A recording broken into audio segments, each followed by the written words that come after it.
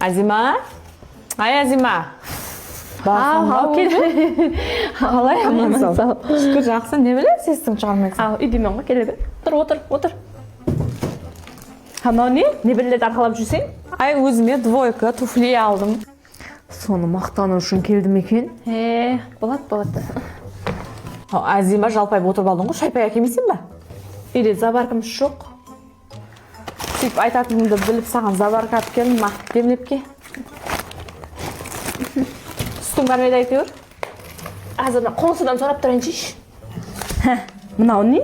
Арзу шай дей ме? Арзулап қапсаң жүре. Демлеп, су шайды аузын күм қылайыншы. Мынау не? Дуалап әкемеген ба мынау? Алма, шайын ішіп ала ғой.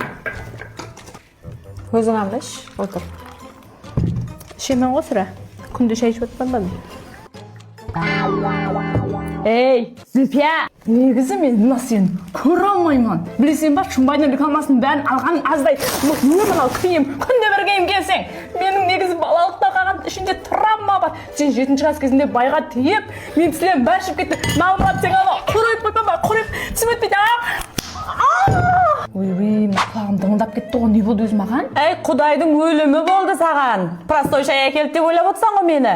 Саған рас сөйлететін Арзу шай мен Шымбай шайларын әкеліп отырман. Мені көре алмасаңам айтайын саған. Оның ішінен 10 умраға жетон салынған, санаторияларға жетон салынған. Айту жаңа мен ашып отқанда бір қағаз шығып еді, мусорға лақтырып жібердім мен. Ой, сорғайнаған. Ал саған подарка болсын деп әкелдім, ол әумедің кеп ішінен жетон шыққан. Бар көр умраға кетіп жүрсең ба? Мусорға тастап бір алып кетер.